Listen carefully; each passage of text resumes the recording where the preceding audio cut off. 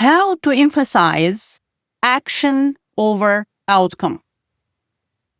This video is designed to help residency applicants master the art of focusing STAR answers on their personal actions rather than circumstances, luck, or team outcomes. This strategic approach transforms passive storytelling into compelling evidence of clinical competence and decision-making ability. When good results hide your value. The problem with outcome-focused endings is that many candidates proudly conclude their interview answers with, and in the end, the patient did great, or everything turned out fine. While these endings feel natural, they actually undermine your candidacy. When you focus solely on positive outcomes, you inadvertently credit fate, circumstances, or luck, rather than showcasing your clinical skills, critical thinking, and professional competence. And that's exactly what you want to show. If your story ends with, and everything turned out fine, you just gave credit to fate, not yourself. So the hidden mistake most applicants make. Number one, team-focused language. The team handled it effectively. Credits the collective, not your individual contribution. Number two, generic resolution. We managed the situation well. Vague statements that lack specificity and personal ownership. Number three, passive outcomes.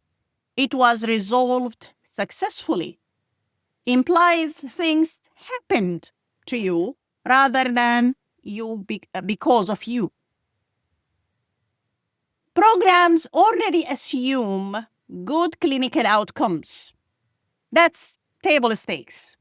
It's a gambling term, but I used it here. What they are really evaluating is how you make things happen. They want to see your clinical reasoning, your communication strategies, and your decision-making process under pressure. Most applicants rush to the result and completely miss showcasing the most critical component, their action.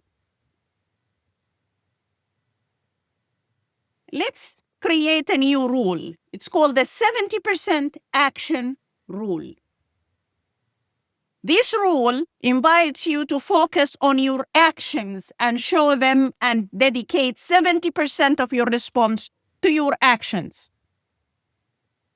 We would like to transform you from a passive observer with statements like, we stabilized the patient, to active problem solver with statements like, I initiated fluids, alerted my senior, and reassessed vitals within minutes.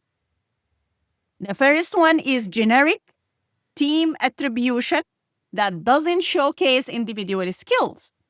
The latter, on the other hand, shows specific actions demonstrating clinical judgment and communication. So my call to you here is to transform your STAR answers. Dedicate 70% of your STAR answer to the action component, the A in STAR. Walk the interviewer through your specific decisions, your communication approach, and your clinical reasoning process. This shift transforms you from someone describing what happened into a confident clinically savvy individual demonstrating how they solve problems. And summarizing outcomes provide a detailed narrative of your thought process, the steps you took, and why you made each decision.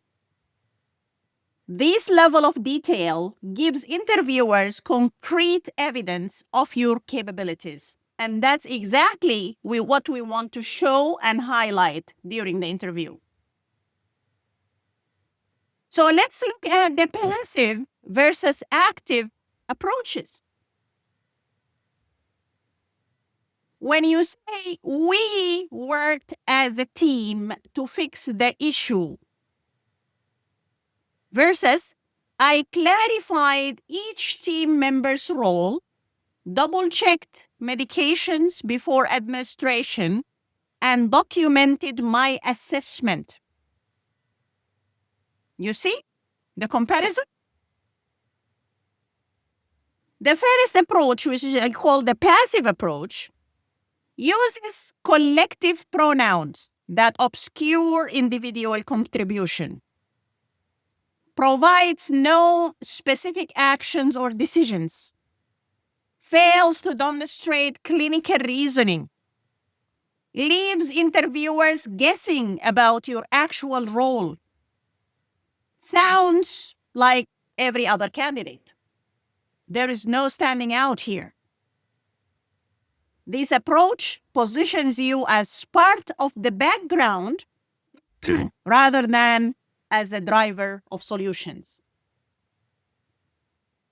The active approach, on the other hand, uses first-person language showing ownership, details the specific actions taken, demonstrates leadership and attention to detail, shows systematic clinical approach, reveals your unique problem-solving style.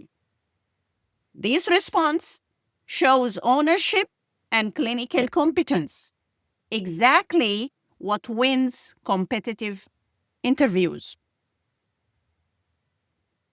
So what do I want you to do? Audit your STAR answers. Go back, review your current STAR stories. Pull out your interview preparation materials and identify your core clinical scenarios. Circle each I statement. So go through each answer and highlight sentences that start with I. This reveals your ownership level. Number 3, identify the we problem. The collective versus the individual. Here, in this interview, we are judging the individual, not the team, not the group, not the we. If your answers are mostly we statements, you are not adequately showing your individual value and contribution. Then number 4, I would like you to rewrite with action-focused style. Transform passive descriptions into detailed accounts of your specific decisions, communications, and clinical reasoning. Next episode, we will be looking into how to turn failures into STAR wins. Learn the framework for discussing mistakes and setbacks in a way that actually strengthens your candidacy. I would like you to hit follow and like to ensure you don't miss this game-changing strategy.